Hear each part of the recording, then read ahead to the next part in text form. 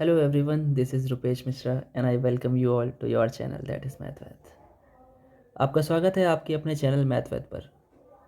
जैसा कि last semester आपके एग्ज़ाम ख़त्म हो गए हैं, तो अब नेक्स्ट सेमेस्टर 4 की बारी आती है। सेमेस्टर 4 में हम लोगों को पहले समझना है कि आज जो फर्स्ट वीडियो मैं डालने वाला हूँ उसमें आपको मैं थोड़ा सा सिलेबस समझाना चाहता हूँ, है ना। सिलेबस समझ लीजिए तो अच्छी बात रहेगी।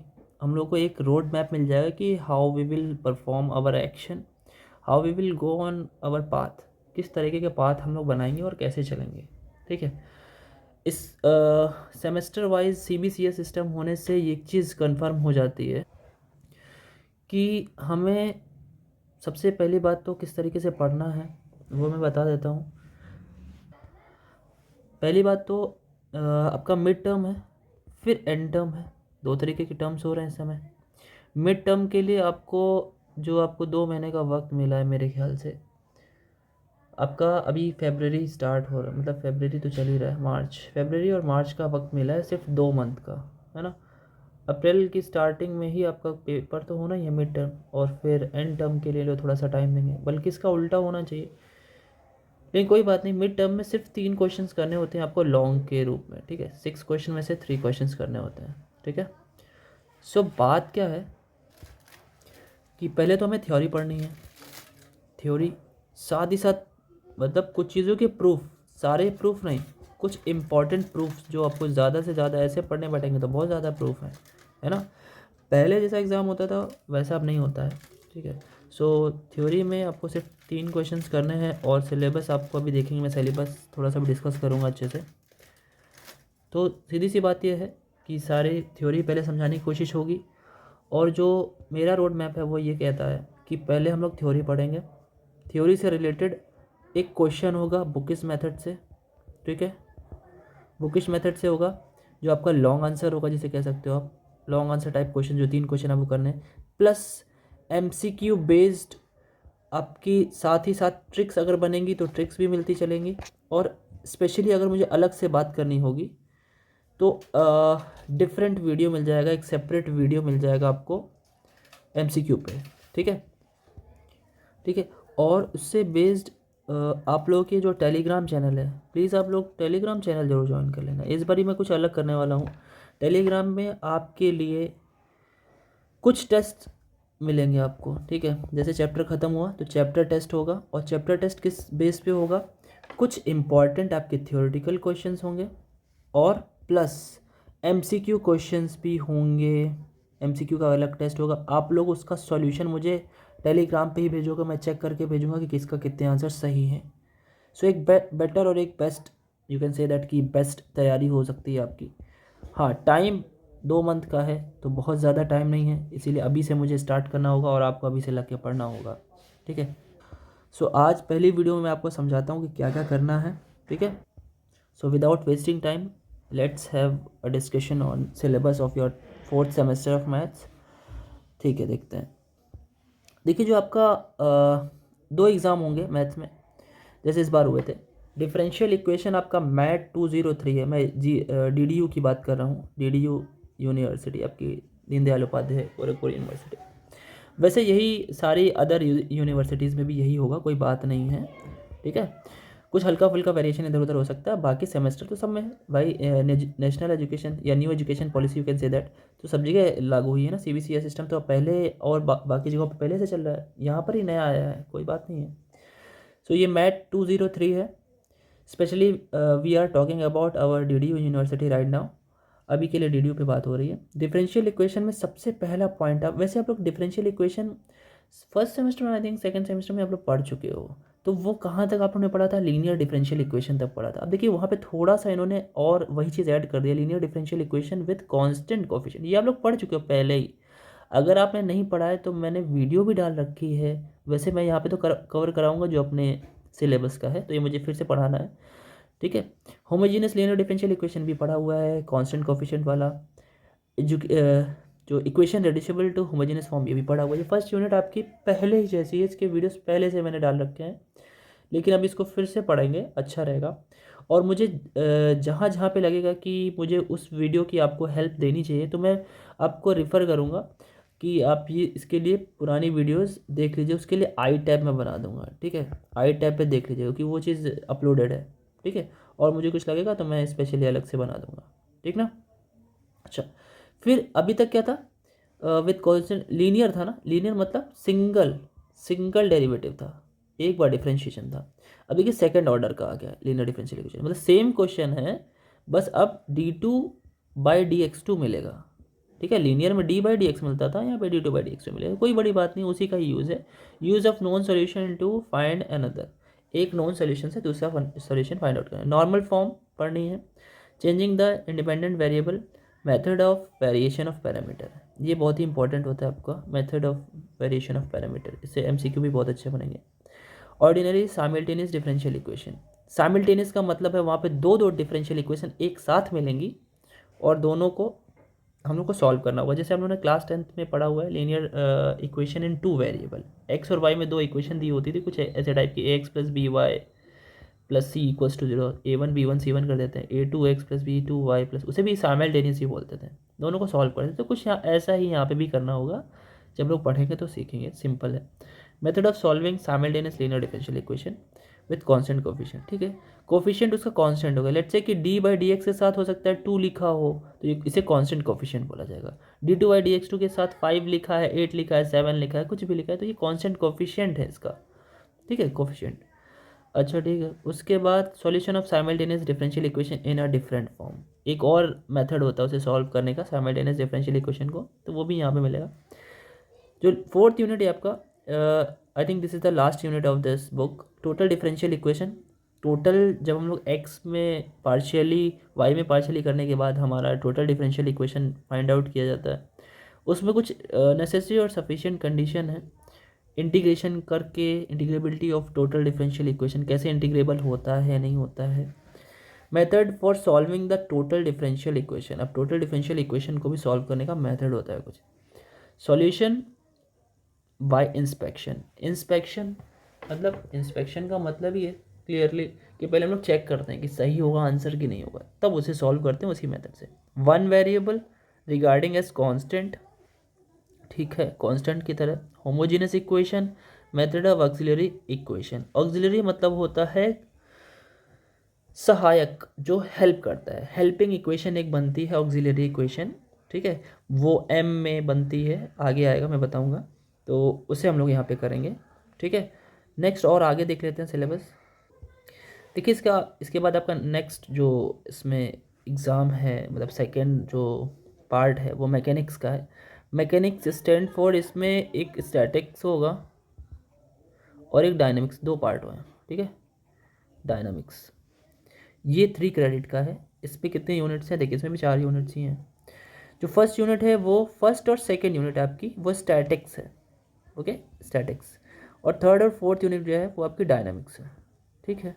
स्टैटिक ऑब्जेक्ट्स आप जानते हो, जो रुके हुए ऑब्जेक्ट्स हैं उन पे उसमें बात करनी होती है, जैसे कैटेनरी है, इक्विलिब्रियम की बात करनी होती है, जितने भी हमारे रेंचेस हैं, पॉइंट सर्ट थ्योरी है, कॉन्जुगेट लाइंस हैं, मतलब जो रुकी हुई चीज़ें हैं उन पे बात करनी है, ठीक है। वर्चुअल वर्क है, स्टेबल अनस्टेबल आपका इक्विलिब्रियम है, कैटेनरी क्या होता है वो पढ़ना है। बहुत ही इंपॉर्टेंट पॉइंट तो ये है आपका कैटेनरी और यूनिफॉर्म लेंथ का कैटेनरी, एक ऐसा शेप जो इस तरीके से होता है, आपने पहले इसको पैराबोला की तरह समझते होगे आप, लेकिन ये आपका कैटेनरी शो करता है, आगे आएगा, बहुत ही मज़ा आएगी पढ़ने में।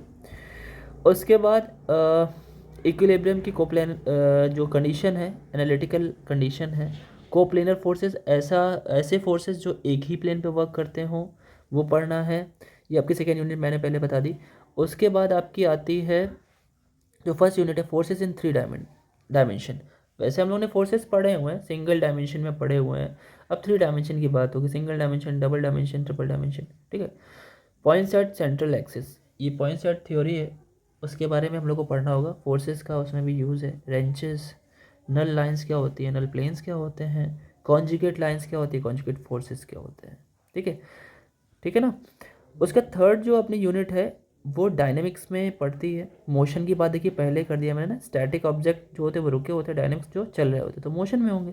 मोशन इन स्ट्रेट लाइन, ये आप लोगों ने फिजिक्स में इसमें काफ़ी चीज़ें पढ़ रखी हैं, जो डायनेमिक्स है क्लास 11th में 12th में। वेलोसिटी एंड एक्सेलरेशन आपने वहाँ पे पढ़ रखा है, यहाँ पे कुछ और डिफरेंट पॉइंट्स होंगे इसमें। Acceleration in terms of different coordinate system. Different coordinate system जैसे जैसे कई सारे कोऑर्डिनेट सिस्टम है आपके, आपने पढ़े हुए हैं। जैसे पहला बहुत फेमस जो आप पढ़ते आ रहे हो सिंपल होता है कार्टेशियन कोऑर्डिनेट। दूसरा होता है आपका पोलर कोऑर्डिनेट। फिर होता है सिलेंड्रिकल पोलर पोलर होता है आपका स्फेरिकल कोऑर्डिनेट्स होता है। फिर आपका पेडल फॉर्म होता है। ये 5-6 फॉर्म्स हैं, सारे के सारे पढ़ेंगे। बहुत ही सिंपल है, एक दूसरे में कन्वर्जन बहुत ईजिली हो जाता है। उसके बाद इलास्टिक एंड इनलास्टिक कोलिजन पढ़ेंगे। आप लोगों ने शब्द शायद सुना होगा, दो दो ऑब्जेक्ट्स के बीच में जब टक्कर होती है कोलिजन होता है। कोलिजन मतलब टक्कर होता है, तो उन दोनों में कैसा चेंजमेंट आता है, लीनियर मोमेंटम आपका क्या बोलते हैं, मोमेंटम जो चेंज आता है वो क्या होता है। उसमें आपकी न्यूटन्स कुछ रूल दिए हैं न्यूटन ने वहाँ पे भी, ठीक है। न्यूटन हर जगह पहुँच जाते हैं। बिटवीन टू ऑब्जेक्ट्स है, ठीक है, कोलिजन है। The coefficient of restitution motion in a plane, एक प्लेन में कैसे वर्क होगा, मोशन कैसे होगा, एक स्ट्रेट लाइन में कैसे मोशन होता है। फिर एक प्लेन मतलब लाइन तो सिंगल डायमेंशन हो गया, वन डायमेंशन। एक प्लेन क्या होगा 2D में, 2D में किस तरीके से मोशन होता है, तो वो चीज़ पढ़ना है। Velocity and acceleration along radial and transversal direction. Transverse direction, तो ये दो डायरेक्शन होती हैं, रेडियल और ट्रांसवर्स। तो ये पढ़ेंगे कि ये क्या होती हैं और उसमें कैसे हम लोग वेलोसिटी या फिर एक्सेलरेशन पर वर्क करते हैं। Velocity and acceleration along tangential and normal direction, ये भी दो अलग और डायरेक्शन आ गए, उसमें भी वेलोसिटी और एक्सेलरेशन पढ़ेंगे। इलास्टिक स्ट्रिंग्स, ऐसी स्ट्रिंग्स हम लोग पढ़ चुके हैं। ऐसी स्ट्रिंग्स या वायर बोल सकते हो जिसमें इलास्टिसिटी हो। इलास्टिसिटी आपने क्लास 11th या 12th में पढ़ा होगा फिजिक्स में, ठीक है। वो इलास्टिसिटी एक प्रॉपर्टी होती है स्प्रिंग्स की या स्ट्रिंग्स की, कि अगर आप उसे जब खींचते हो तो वो ऑटोमेटिक आपको वापस खींचने के लिए उनमें उसमें एक फोर्स लगता है, ठीक है, टेंशन लगता है, वो सब चीज़ें हैं यहाँ पर, ठीक है। जिसमें आपने सब हो सकता है पुली के बारे में पढ़ा हो, पुली से एडिशन पढ़ा हो उसका।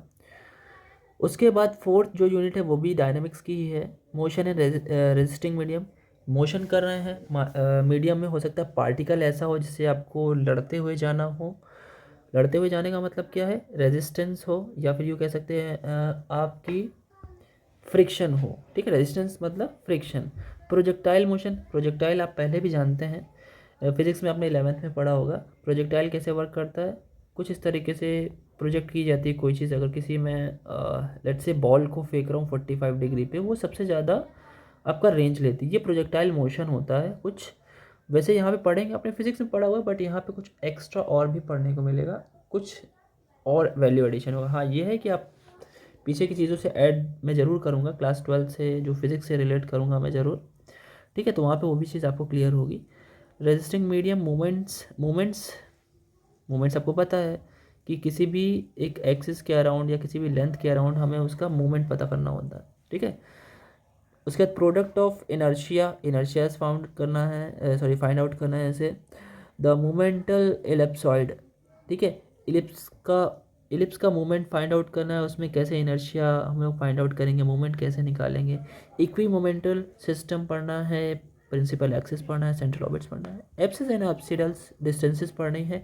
केपलर्स के लॉ आपने पहले पढ़ रखे हैं, यहाँ भी पढ़ेंगे, कोई बात नहीं। प्लेनेटरी मोशन के मुझे पहले हम लोगों ने पहले पढ़ रखे हैं, यहाँ भी पढ़ने को मिलेगा, कुछ और भी पढ़ने को। Motion of a particle in 3 dimension, अभी तक क्या था, मोशन सिंगल डायमेंशन में था, फिर डबल डायमेंशन में आया, मतलब प्लेन में आया, अब 3D में भी आ गया, ठीक है। मोशन तो किसी भी वैसे डायमेंशन में हो सकता है, तो ये सारी चीज़ें पढ़नी है।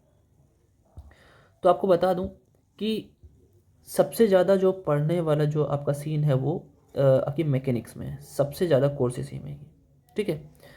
The book I am covering over here is Vandana, Vandana publication को यहाँ पे कवर कर रहा हूँ। साथ ही साथ एक आपकी एक और बुक है Krishna publication, which is also a good publication and writers are very very good. जो राइटर्स हैं बहुत अच्छे हैं, कृष्णा पब्लिकेशन में कवर कर रहा हूँ, ठीक है। एक और प्लस में एडिशन कर रहा हूँ एप्सिलॉन पब्लिकेशन। 3 बुक्स मैं अब ऐड करूँगा। हाँ ऐसा नहीं बोल रहा हूँ आपको तीनों पढ़नी है, आपके पास सिंपली इन तीनों में से कोई भी है, वंदना है चाहे कृष्णा है, वो दोनों ही आपकी सेम होगी, ठीक है। सारे पॉइंट्स मैच करेंगे, एक एक हेडिंग आपकी मैच करेगी। सो हम लोग को पढ़ना है। मैं इन तीनों को इसलिए ले रहा हूँ कि कुछ नए नए इस बारी, पिछली बार तो टाइमिंग बहुत कम था, एक्चुअली आई हैड स्टार्टेड बहुत after taking so much time, इसलिए थोड़ा सा लेट हो गया। ये कोशिश की गई, काफ़ी कुछ पढ़ाया हुआ आया, ठीक है, आप लोग को मिला भी होगा, और आप लोगों ने बहुत सपोर्ट भी किया है, ठीक है। बस इसी तरह का सपोर्ट आप करते रहें। सिलेबस को आप लोग शेयर ज़रूर कर दें, ठीक है। जिसको नहीं पता है वो अच्छे से समझ लेगा। कुछ चीज़ें मैंने रिलेट की हैं पिछले पॉइंट से, तो वो रिलेट भी हो सकता है। लोगों को पता चले कि हर सिलेबस एकदम नया नहीं होता, कुछ ना कुछ पीछे से ऐड होता रहता है। So this video is properly made for syllabus, आप लोग अच्छे से समझ लें। और नेक्स्ट वीडियो जो होगी आपकी, आपको पता होना चाहिए कि हम लोग मैकेनिक्स पे ज़्यादा बात करेंगे, डिफरेंशियल इक्वेशन भी साथ साथ में चलनी चाहिए। वैसे तो बात दोनों पे करनी है, ठीक है ना। और मैकेनिक्स में कोर्स थोड़ा ज़्यादा है, वो चीज़ थोड़ा मुझे आपको समझाने में भी थोड़ा सा टाइम चाहिए भी। वैसे 2 महीने हैं, अभी से पढ़ना शुरू करना है, स्पीड में पढ़ना है, ज़्यादा पढ़ना है, और थ्योरी भी पढ़ना है प्लस एमसीक्यू बेस्ड भी पढ़ना है। तो मैं वहाँ पे आपको रिलेट करता रहूँगा कि ये चीज़ एमसीक्यू में आएगा, ये चीज़ एमसीक्यू में नहीं आएगा। तो आप बहुत अच्छे से वीडियोज़ को देखिएगा, ठीक है। और एमसीक्यू से मतलब समझ लीजिए एमसीक्यू तो 40 है क्वेश्चंस, ऑलमोस्ट 40 मीन्स क्या हो गया, 1.5 मार्क्स का है तो 60 मार्क्स का, अकेले अकेले 60 मार्क्स का तो एमसीक्यू हो गया आपका। और 5 3 15 मार्क्स का आपका केवल लॉन्ग आंसर है। So whether you are not doing this, आप इसे नहीं भी कर रहे हैं तो आपके 60 मार्क्स कवर हो रहे हैं, ध्यान रखिएगा। तो एमसीक्यू मैं इसलिए बोल रहा हूँ कि आप थ्योरी को अच्छे से इसलिए पढ़ेगा कि थ्योरी से ही एमसीक्यू बनते हैं, और हो सकता है सारी थ्योरी में ही आपके सारे एमसीक्यू बन चुके हों। और जब मैं आपको एमसीक्यू का सीरीज़ दूंगा, ठीक है, टेलीग्राम पे आपको जब भी मिलेगा, जैसे चैप्टर ख़त्म होता है या मिडिल में कभी भी, तो हो सकता है सारे आंसर आपको पहले आते हो और वही आपको एग्ज़ाम में भी मिल जाए, ठीक है। मैं पूरी कोशिश करूँगा, मैं नोट्स ऐसे प्रिपेयर करूँगा कि आपको उसमें से ही सारे के सारे एमसीक्यू मिल जाए, ठीक है। चलिए, तो फिर जितना भी अपने दोस्तों में शेयर कर दीजिए, और शुरू हो जाते हैं नेक्स्ट वीडियो जो आपको कल मिलेगी। थोड़ी सी बड़ी होगी, हो सकता है डिफरेंशियल की स्टार्ट कर दूं, या मैं ज़्यादा मूड में हूँ मैकेनिक्स स्टार्ट करने में, क्योंकि काफ़ी लोगों ने मुझसे मैकेनिक्स के बारे में पहले से ही बोल रखा है। जो थर्ड सेमेस्टर का एग्ज़ाम दे रहे हैं वो उन्होंने बोला था मैकेनिक्स के लिए, ठीक है। तो मैकेनिक्स पे ज़्यादा बात होगी, पहले शुरुआत से मैकेनिक्स पे ही बात होगी, ठीक है। डिफरेंशियल इक्वेशन पे भी बात होती रहेगी, वो तो आप बहुत ईजिली कवर भी कर लोगे। मैकेनिक्स पे ज़्यादा बात होगी, ठीक है। जो थोड़ा ज़्यादा टफ पड़ेगा, आप पढ़ता है ऐसे स्टूडेंट्स के लिए, लेकिन कोई बात नहीं, उसे ईजी बनाने की कोशिश की जाएगी जितना हो सके। वीडियो को शेयर कर दीजिए, और जितना प्यार अभी आप लोग ने पिछले 10 15 20 दिनों में दिया, मैं चाहूँगा उससे ज़्यादा प्यार मुझे मिले, सपोर्ट मिले, सब्सक्रिप्शंस बढ़ें, और अपने दोस्तों से भी सब्सक्राइब कराएं। कि सब्सक्रिप्शन बहुत कम है, मोटिवेशन तभी मिलता है जब आप लोग मोटिवेट करें, ठीक है। So for all that, next video में मिलेंगे हम लोग, और मैकेनिक्स में स्टार्ट करूँगा, ये मैंने कंफर्म कर लिया है, ठीक है। और पहला ही पॉइंट है आपका फोर्सेस इन 3 डायमेंशन, उस चैप्टर पे स्टार्ट करेंगे मैंने मैकेनिक्स में, ठीक है। अब वो स्टैटिक्स या डायनेमिक्स कुछ भी स्टार्ट हो सकता है, मैकेनिक्स स्टार्ट होगी बस आपकी, ठीक है। तो मिलते हैं नेक्स्ट वीडियो में आपके अपने चैनल मैथ वैथ पे। Thank you.